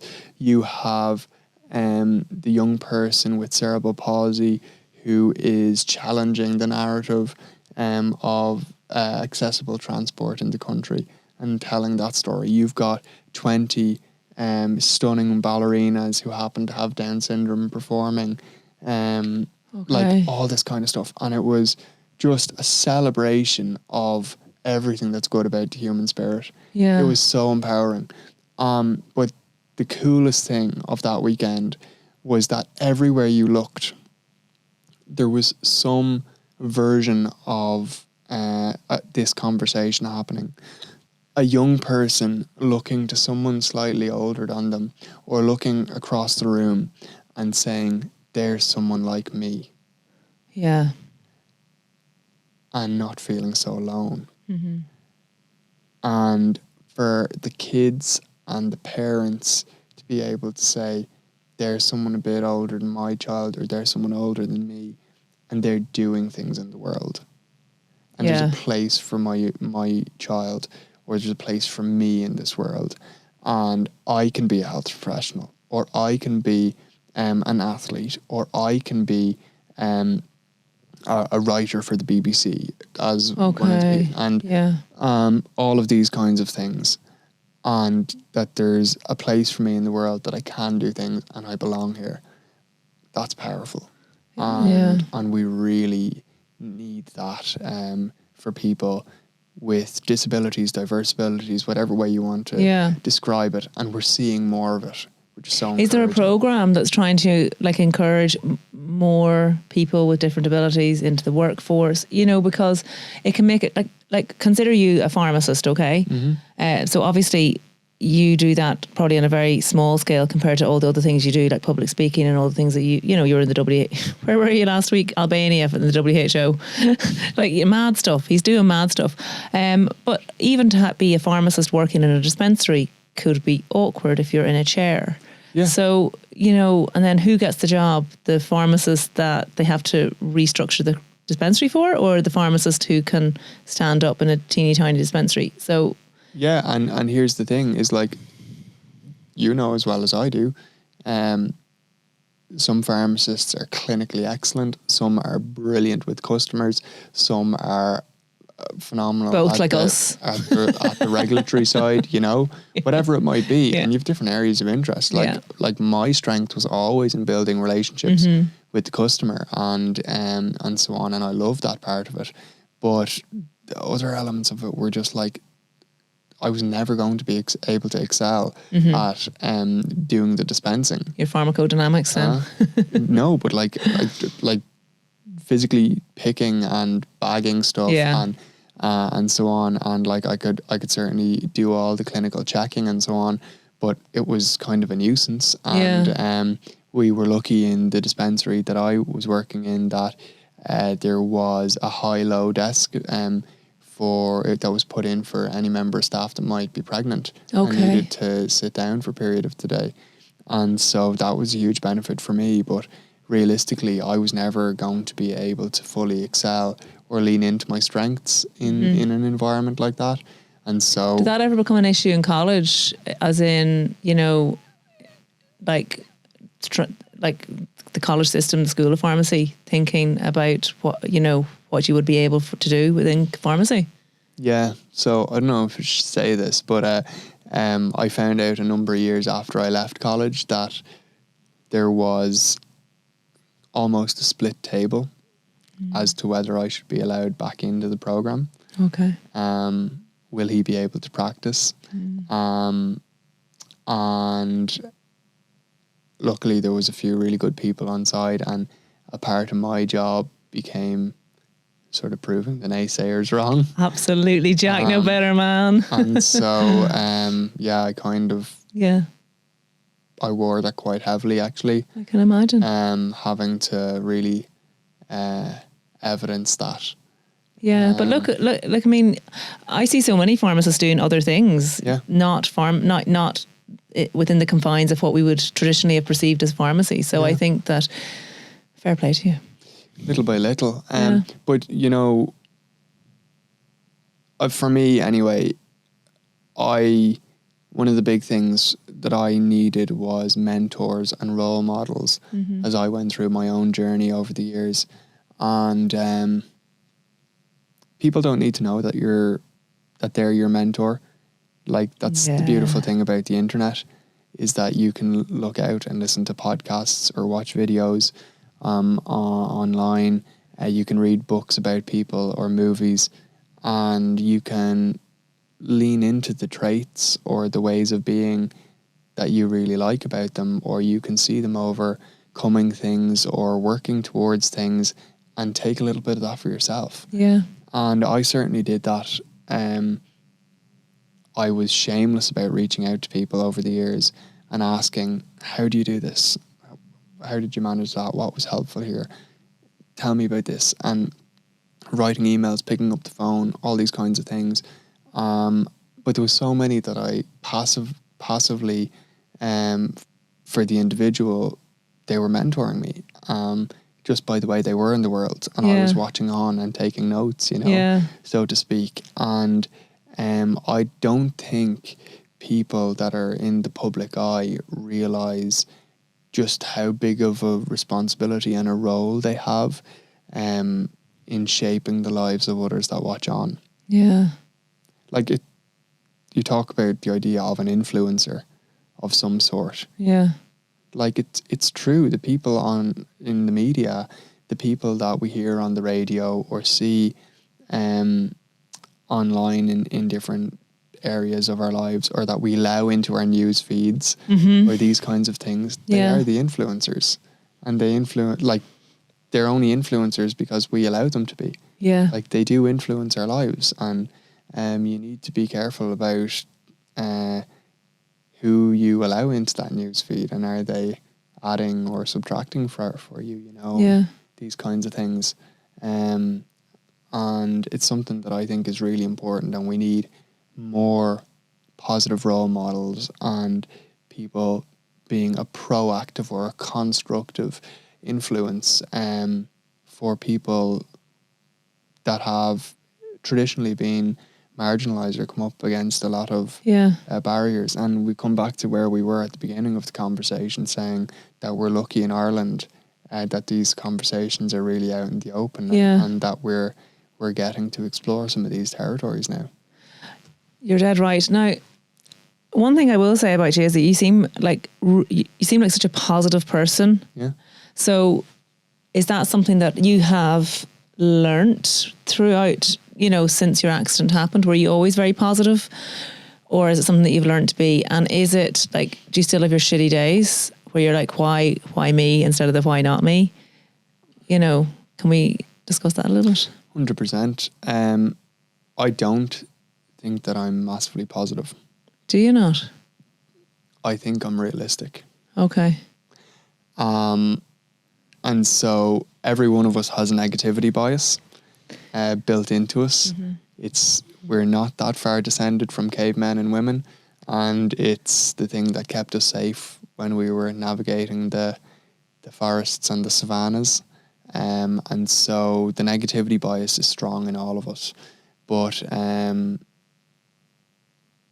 I have learned over the years and been quite deliberate about doing things like noticing the things that I can appreciate. Okay. So people have talked a lot about gratitude practices over the years, and it's gotten an awful bad rap, like happy clappy positivity. Yeah. And I'm not about that. Everything's not grand sometimes. Yeah. And there isn't 10 things to count to be grateful for every day. But there is actually things that we can appreciate. Okay. A lot of the time. Yeah. And I think when we take a couple of moments regularly to notice the things we can appreciate, we find more of them. And it doesn't mean that everything is fine and that there's not struggles, but it does balance the playing field a little bit. Yeah. And it balances my mental health. And so, yes, I get down. Yes, I have shit days. Yes, I feel the emotions and the upsets and all of those things. I use meditation and breathing practices and exercise and those kind of things to help me regulate that. Okay. When they do come up, and I've really, really so, I suppose, yeah, I'm so happy in many ways that I've been able to reestablish my relationship with exercise. Okay. Because I find that's a huge way of me managing my emotional and mental well-being and regulating stress, and things like that. I always say that about myself. Like, it's just the only way I function now. I'm not even moody. I'm a bit down if I don't get exercise in the day. Used to it. Yeah. Yeah. And so it's so important for me. But am I, like everyone says, oh, you're so positive. No, not No, really. actually, I'm not. This is all an act. Yeah. I think I'm just kind of realistic, and like realistically, do I have lots of good things happening in my life at the moment? Yes. And coming from where I came from over the years, that's like brilliant. Yeah. Because things could be very different. Does it mean that when I get a puncture in a tire or... oh my God, I never thought about that. Yep. I never thought that could happen. Like... you just don't think that it's something that happens. So it does. First day of a new job, bang, on the way to work. That kind of stuff. And then you phone them up and they think this fella's taking the mick. The piss, yeah, like seriously. He knows that we can't fire him, otherwise he'll be telling us we're discriminating against him. Here's a funny one for you. I had on the first day of a new job, I had a mishap with an ostomy product I was using. Oh no. And it basically What it was malfunctioning. Oh no. And basically there was just like a leak. Okay. So I use a what's called a suprapubic catheter. So it goes in directly into my bladder. Yeah. Just below my belly button. And anyway, there was a faulty product and it has never happened to me. It's the one time it's happened. First day of a new job. I was meeting 60 people personally, being brought around one by one to meet the whole office. And people are like, do you want to put your laptop up on the desk there? Like, no, I'm grand. I think I'll leave it on my lap. Being like... oh my God. Like, I mean, that just... you couldn't write that, sure you couldn't. That kind of stuff now would put you in a bad mood. I'd say. But I'd have to be honest and say, during COVID, I found it really tough at periods. Because you had to isolate, am I right? Yeah, and I found that really strange because here I am as like a young person. Mm-hmm. Okay, so a young person, a health professional or a pharmacist, I felt like I should be out in the front line. Wanted to be, and yet I fell into the high risk category. And this was all new and we didn't know what this thing was. And so until I got my first dose of vaccine, I was kind of having to be pretty careful. And that was a really tough thing. And it was tough because I had spent years working towards a certain level of independence and I was out in the world again. Yeah. In a big way. And I just felt like this feels like the level of confinement that I had when I was back in hospital. Okay. And that was really tough. And it brought up probably the next layer of dealing with the upset and the tough emotions. And I was on the phone to a mentor of mine, a guy called Ian, one day, and he just said, "Are you all right? Like something's off." And I'd been feeling kind of numb for a couple of weeks, just numbed out. Yeah. And I just started crying, and I said, I didn't know what it was until he asked me. Yeah. I just started crying, and I said, "Look, I just want to throw a board on the roof and go to the beach. I want to put my runners on and head up the mountain, and I don't want to have to ask for any help." Yeah. And it's like just a day.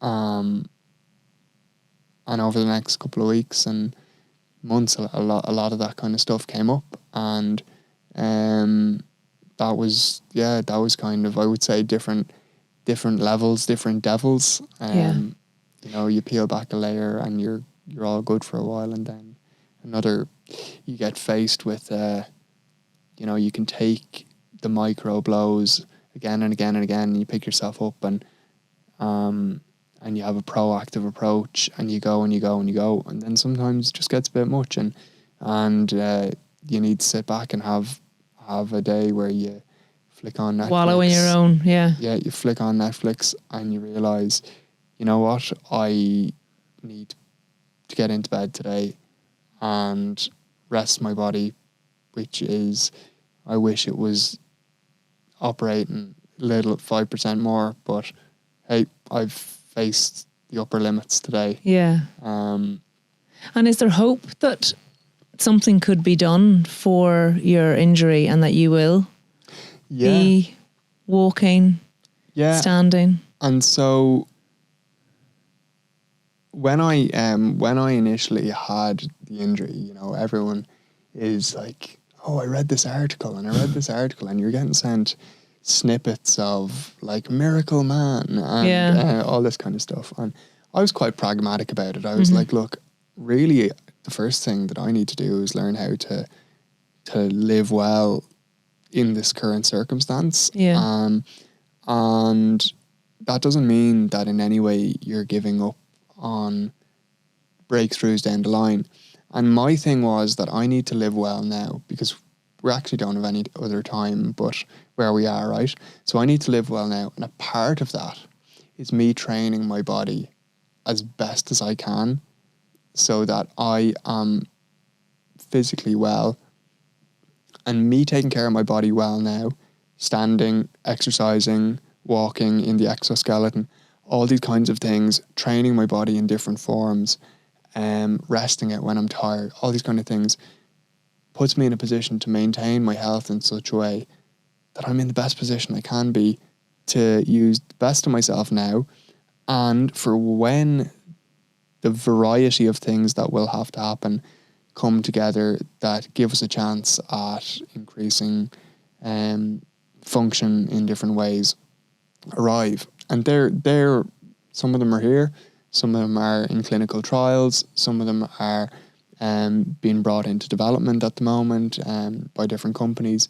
So there is things happening, but it is, I would love to say it's a simple solution.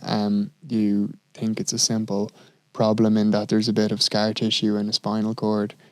Can we not just remove the scar tissue? I'd love it if it was that simple. Yeah. But yeah, it's a complex problem actually, and the best thing that I can do is train my body and respect my body, and a lot of that comes back to being able to look at yourself in the mirror in the morning and smile.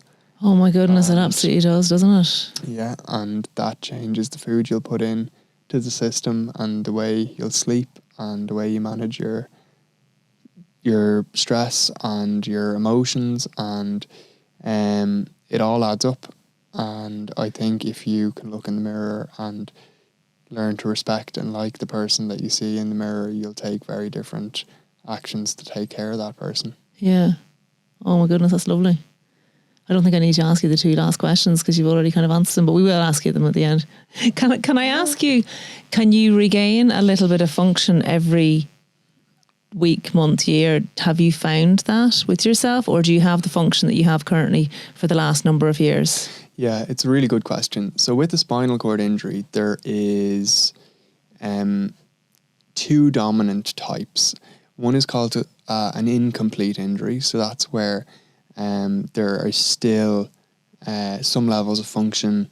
The scar tissue doesn't go across the whole spinal cord, and there's some messages still going down. So an incomplete injury, you might have residual movement in certain areas, weakened movement in certain muscles, things like that. You might have a really good sensation in some areas and reduced sensation in others, things like that. It's very individual, but especially with an incomplete injury, there's a lot of variance there. With a complete injury, generally speaking, you don't have any motor function, so any muscle function below a particular level, depending where the injury is at. And you can have like different types of sensation below the injury level. And that would describe me as a complete injury. So what that means is that initially when you have the trauma of the impact or whatever has caused your injury, basically what happens is I had a fracture dislocation of the C5 vertebrae. So the vertebrae basically imploded on my spinal cord. The cord has nowhere to go, and so it basically gets pinched by the vertebrae. And the spinal cord is the one part of your body that doesn't self-regenerate. So you get swelling then that travels up and down the spinal cord because it doesn't have anywhere to go out. Okay. Because the spinal cord is housed within your vertebrae. And so it travels up and down. And so initially I presented as a C3 or C4 injury, which is why I was completely ventilator dependent, no movement below my neck, initially except a flicker in my shoulder. But over the first couple of months, that begins to reduce a little bit as the swelling goes down. And they say that kind of 2 years post-injury is where you have a fairly strong idea of what your physical functioning will be. Okay. And so it's really important to train intensely in those first 2 years to, as best you can, to really try and understand what that level of functioning is. And so I went through a rehab journey, and when I left rehab, after I went back to college, Trinity were really good to me in that they allowed me to have a standing frame in the gym. They did certain things, like they adapted a rowing machine for me, and I used to go and train with one of the personal trainers there. But they allowed me to bring him over, David is his name, to bring him over to a place called Prime Physio in the UK. And there I really, I went in on day one and met this ex-military Scottish guy called Andy. And Andy is a physio, and that day was so important for me because from the moment he met me, he realised, okay, Jack used to be an athlete, and he sort of agreed with me that we leave the bubble wrap at the door, and really showed me what my body was still capable of. Okay. And so by the end of that week, I was walking in an exoskeleton. I had my body in loads of different positions, new ways to stretch it and strengthen it. And I was back on the rowing machine. I was back doing different exercises again. And that was huge because he showed me how to take care of my whole body again. And he showed me the importance that even if you don't have normal functioning in the way that you used to have in certain parts of your body, you still need to really take care of them, because what's happening in your toe is going to affect what's happening up the system as well, and if things aren't loose and limber in a certain part, it's going to cause changes in your function up the chain or down the chain or whatever. And by strengthening this area and that area and using electrical stimulation to maintain muscle mass or whatever it might be, the different things, all of these things go to ultimately helping you make the best of the body that you do have. And so I started really thinking, and you asked me, do you get back function little by little? The truth of it is that I probably don't have any more muscle function than I did have 2 years post-injury. But I have better use of the muscle function that I do have, if that makes sense. Yeah. And I have learned compensatory movements, and I have my chair and my environment and my car set up to leverage the best of those movements. And I'm always looking for the 1% tweak here or there that can give me just a small bit more, because You're very tenacious. Yeah, maybe. Or maybe some people that I know you say he's an awful pain in the hole sometimes. Stubborn. So all that became really important, actually, for me, and a lot of that started with Andy and meeting Andy and being shown that my body's still a unit again. And he was a big part of the journey in terms of appreciating my body again, respecting my body again, and learning to like it again. And he was really honest with me. Like, the second time I went back over to him, I got out of my chair and he said, "You've put on weight." And that was so confronting for me. Okay. It was so confronting because I thought he would have been happy that you put on weight. Well, it wasn't good weight. Like, okay. Like, everyone comes to see you after you've had a spinal injury and they all bring cake. Oh yeah, okay. Do you know? Yeah. And so I'm naturally slim anyway. You lose muscle mass over time, but a lot of people put a lot of weight on, and it's really hard to manage it. Like, it's so hard to lose it, because you can't exercise the big muscle groups in the same way that you used to. Yeah. And so it becomes harder to shift it if you do put it on. And so he was really straight with me. He was like, "You put on weight." And I was like, fuck. Okay. Like, this is a bad path. Yeah. Like, it actually, yeah, that goes down a slippery slope fairly quickly. And I also saw the way that some of my peers allowed their bodies to decondition, and it really upset me. Yeah. Like, I met... Why? Because you were like, oh my God, if that was my body, I'd be looking after it more, or? No, because I just saw the difference in health literacy and the understanding or not understanding of the downstream effects of basic health behaviours versus not doing them. Yeah. And like, it's so easy not to do the hard things day to day. Yeah. And now I find it harder not to do them because I get so much benefit from them. Yeah. And just like you said, like, your mood isn't great if you don't get the exercise. But if you're not used to exercising, you don't understand. That might be why your mood is low. Yeah.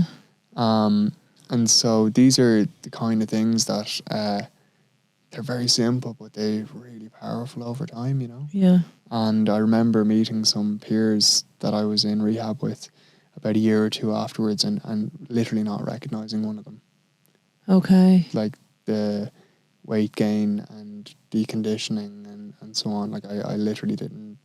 I knew the voice, but I looked around the room for the person, like... Goodness me. Yeah. And then the other issues that they will encounter because they've let themselves go in that way. But that could be, you know, a vicious cycle of self-loathing maybe, or, you know, not liking the body that they're in, and Therefore, kind of that, trying to find some source of comfort. Yeah. Do you grieve?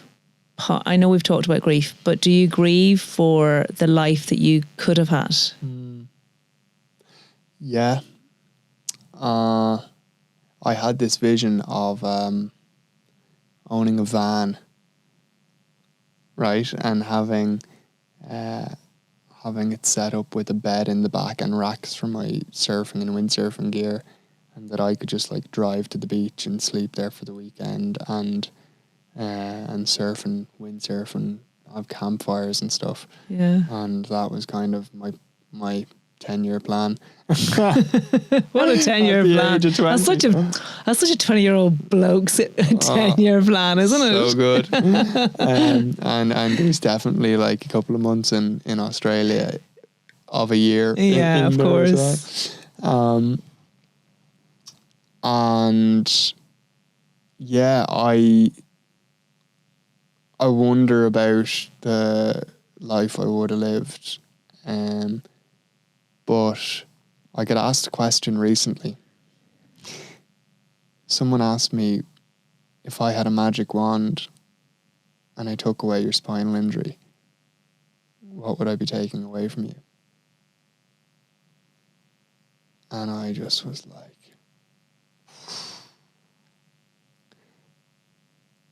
because you'd be taking away, the spinal injury, fine.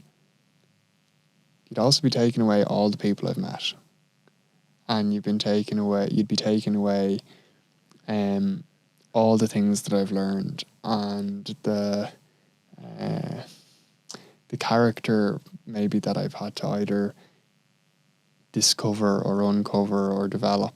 Yeah. And you'd have to probably take away just so many elements of who I am because of it. Yeah. And who I've become because of it. And so, like, I don't know that I would turn back the clock, which is a really... You don't know if you would turn back the clock? Yeah. Wow, that's quite profound saying that. I don't know. Like, I would love to get up in the morning and just run out the door. Yeah. But it's not the case, like. Yeah. And so, do I sometimes think about it? Yeah. But do I get stuck in it? No, because, like, it's just not reality, like. Yeah. So, I've stuff to do. I know, you do. Do I? Yeah, I do grieve though sometimes. Like that moment I told you during COVID where I was on the phone to Ian, like that was just a huge admission that it still hurts sometimes. Yeah. And that's okay. Okay. That is okay, you know, yeah. and that's normal.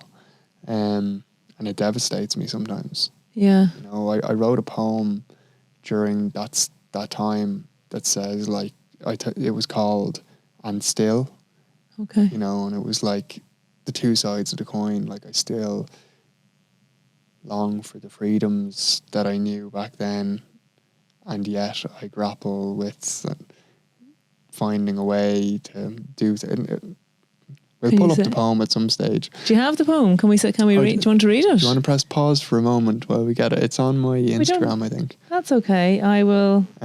We don't press pause on this podcast actually, unless someone says to me, "I've said something that I shouldn't have." Take that out. I'm like, okay, I'll do that. Here, if you pull up the Instagram, I'll pull up the Instagram I'll there. find it for you. Okay, you find it for me. Pop it down on my lap there. Where are we? I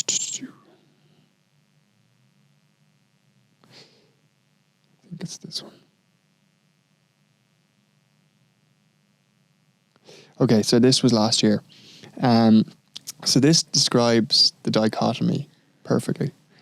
9 years ago today, life was turned upside down for me. Those close to me in an instant. One moment, all changed. Still I balance the grief for what was with appreciation for what is and the hope for what is to come. Still I long for the freedoms lost and work to reclaim the small margins basking in the sweetness of progress. Still I dream of grand adventures, and yet find it in every day in the smallest of ways. Still I grapple with reality and endeavour to embrace it, yet persevere with optimism. Still I will my body to do more, and have gratitude for all that it does. Still I find frustrations, yet it is that which drives the innovations. Still I long to run free on the beach, now leaving tracks where footprints once lay. Still I wake up, show up, do my best, and repeat. Still I am a masterpiece, yet a work in progress. Still I am human, and still I rise. Oh my goodness, Jack. You're a man of many talents. That'll bring tears to anyone's eyes. So Unreal. yeah, so like that was last year. And it kind of describes the two sides of things, but like, you know, I am back in the environments that I love, you know, like I'm out hand biking, I'm back sailing. You're skiing, you were skiing there, so I'm you're going skiing in a few weeks again. going down the mountains like the clappers. Yeah, so I'm learning to sit ski, and that was really, really emotional last year. Being back up at the top of the mountain, going down it with a group of amazing people. All of us just loving being in the outdoors, loving being in this incredibly inspiring environment. It was like being back on the beach that I described, you know, Yeah. and it was so emotional because I didn't know would I find myself in those environments again. Yeah. And it's possible. Yeah. And with the right people and the right approach, these things are all possible, you know. And back on the water sailing, like I'm really lucky that I've got access and I drive myself everywhere, that I'm fit, I'm healthy, and I've got good people around me and all of these kinds of things, that I've got amazing friends, and all of that is in the mix of, this was a shit thing that happened, but, Yeah. you know, people have been finding a way for years, you know, so. Oh, yeah, exactly. And romantic relationships, have you had many? Yeah. That Yes, I have. good. Well, no. Like, No, because some people assume that because you are other-abled, that you may not have romantic relationships or...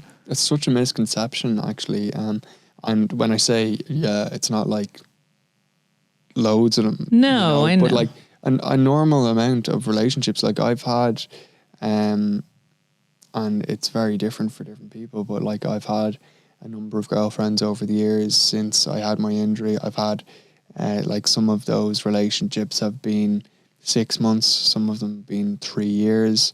You know, I was in a relationship when I had the injury, and we decided after a couple of months that the right thing for us to do was to break up, because like we were 20, you know, and like I need to figure out who I was, and all of that. And so I think one of the things is I've been really lucky that I've met amazing women over the years in my case, and I'm very upfront about things, and that has meant that the chair to a certain extent has become irrelevant. Yeah. And it's also in another way a great bullshit filter.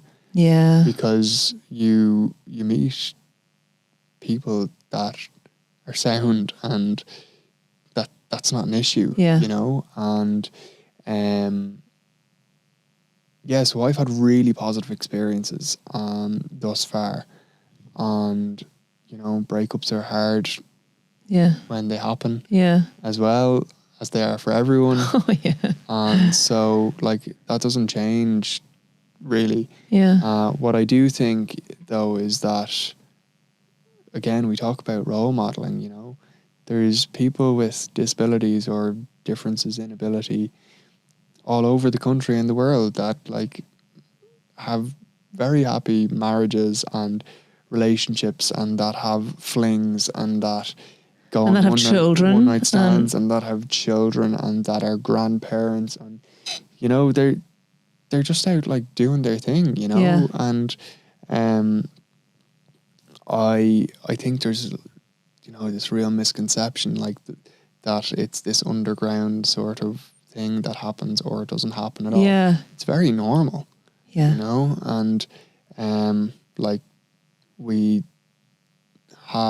of the relationships that I've had, nearly, I would say, have been more fulfilling relationships. Maybe it's the thing with age. I think as you get a bit older, a lot of the trivial kind of elements of relationships fall away a little bit more, and they're maybe a little bit more meaningful or something. Yeah. But they've certainly been much more fulfilling relationships. And particularly, like, I was in a long-term relationship there for the last few years, and that was a really important relationship for me. And I've been really lucky that I've had very good relationships at the different stages that were kind of right for that time, if that makes sense. And my friends would always joke, they're like, you must be like really great, like in the Zag. Hung like a donkey. But one of the lads said to me, you must be like I don't know, what do you do like when you're like breaking up with someone? Good friends with like all the people that you've broken up with. And I'm like, friends. I'm like, well, like, we obviously cared about each other and liked each other a lot. Like if we ended up being together, like I've been fortunate that there hasn't been like cheating involved or massive blow ups or anything like that. That it was just maybe not the right time, or you realize when you get further into a relationship that you want different things. Yeah. And that's been kind of the way for me. And so I'm still on like really good terms with so funny. the people. You're a devil, that's why you guys glint in your eyes, see it. But there's like when I did Tommy Tiernan a few months ago, my sister was in the green room when we were doing it, and they were saying to her like, you can leave if you want, like, because there was parts of the interview that didn't get aired, and was there? Yeah, because you do about 40 minutes. Oh, okay, I didn't realise. But he did bring up the sex topic, which I found I was a bit he tried to, and he wouldn't ask the question. So I was like, Tommy, will you just ask? I it was a real roundabout way, and I loved your answer. I've had the best sex ever. But it's like, it's true. I wouldn't have said that if it was a lie. I've definitely had way more. I think better communication leads to better sex. Full stop. Because like, and boy, can you bloody well communicate! Swear to God, would you ever shut if I've met anyone that can communicate how they feel, is you. It's great. Yeah, but it's like when you talk about like what's working and what works well for one person or the other person, and you're straight about that stuff. It's just like everyone gets what they want all the time. It's like great. I love it. So Tommy was like skirting around the topic, and I just loved the fact that we got to talk about that on national TV. I thought it was great. Because it was probably a first. Like, my favourite line from that entire and I must make a meme of it, because is when Tommy screamed on national TV, Jack's got the horn! Jack's got the horn! Call the neighbours! It's like, for fuck's sake, that's classic. I know, it's gas. Oh my God, I could talk to you for hours. I really could. Like, we've only like touched on certain subjects, so we'll have to have you back to talk about the healthcare system versus sick care system, because I think that's a topic in and of itself. Is there anything that you want to bring up that we haven't yet before I ask you my 2 burning questions? No, I love this format. It's great. Yeah. I love the L pod setup here as well. It's magnificent. Good, isn't it? It is. And I love what you're doing. Oh, thanks. You know, you're infectious in the best way. Not like STDs and stuff like that, but like, God, I should hope not. Those days are gone, Jack. Those days are gone. But no, like really, your attitude is brilliant, and thanks. You're spreading so much good energy and information, and I think the podcast has been fantastic. I don't know what I added today, but certainly all of your guests have been really candid, open, and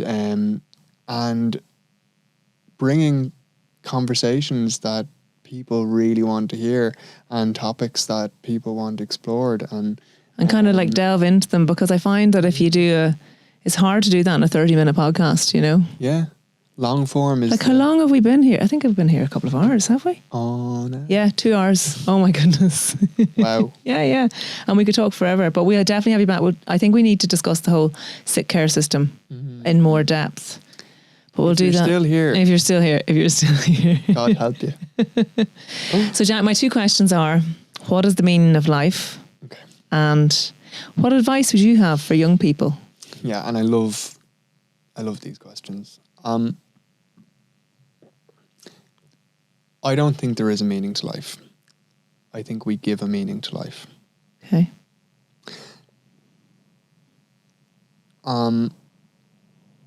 Viktor Frankl is someone that I read his material after, and I had my injury, and he wrote a book called Man's Search for Meaning. And for anyone that doesn't know of Viktor or the book, get on Amazon, go to your local bookshop, get Man's Search for Meaning. It tells the story of him going through 3 concentration camps. But in the book, he talks about this idea, the will to meaning, and that we give meaning to the things that happen in our lives. Otherwise, the challenging periods are just suffering. But if we choose to give, we place a meaning on it. Like, people look for their purpose. No, you just like choose it. Yeah. You know, what's my purpose in life? Well, it can be anything. Just pick it. Yeah. You can give things like an empowering meaning or a disempowering one. And so I think there isn't necessarily a meaning to life unless you give it one. Okay. And that's up for any person to choose what they want it to be. That's lovely. To the second question, advice I would love to give children or young people. There's a number that I talk about a bit. Well, it's really a ratio that I came across a number of years ago. And it's 1 in 400 trillion. And 1 in 400 trillion is the odds of any one of us being born. Like, it's absolutely remarkable. The fact that we're here at all, getting to experience all of this. Like, it's mad. Yeah. And as individual and unique as we are, we, with our own complete unique set of experiences, our own unique way of being in the world, all the things and the ways that they've happened in our lives, the unique fingerprint, the strengths, weaknesses, whatever they might be that we have as an individual. We spend so much of our time comparing ourselves to other people. And one day, a couple of years ago, I was driving out the gate, and my dad came up to the window and said something in passing. He just said, as I was going out the gate, he said, "Impress yourself today, Jack." And I was like, well, that was a bit weird, and drove off. I like your dad. I think I need to meet him. He's great. My mum is as well. Okay. As are yours. I'll have to drive down to Nace. It's not even Nace, it's Dunchocolate. You're down in the sticks, I know it. She was like, how long did it take you to get here today? 4 hours? I was like, it's 40 minutes. So, but he says impress yourself, and I was like, well, that's a nice. bit weird. Yeah. And I drove off. And as I was driving away, I thought, do you know what? Maybe there's something to that. 1 in 400 trillion. Nobody else in the world has had the same unique set of circumstances, upbringing, experiences, way of being in the world than you have, and you spend time comparing yourself to everyone else. What if instead you just started trying to impress yourself a little bit more? I think if I was a little bit younger and I could have understood that message, it would have been hugely valuable for me, and I would have taken other people off pedestals and believed in myself a little bit more. Well, do you know what? There are no words. That's fantastic. If even 2 people listen to that and believe that a little bit more about themselves, you've done some good today. Well, if there's 2 people still listening at this stage, we've done. They deserve medals. Actually, They're in the post. Could you let me know, please, if you listen to this podcast in full, and I will send you out a 6-month supply of Fabu products. On that note, thank you, Jack. It's been a pleasure. Thank you so much for having me. Thanks for listening, guys. Bye. God help you.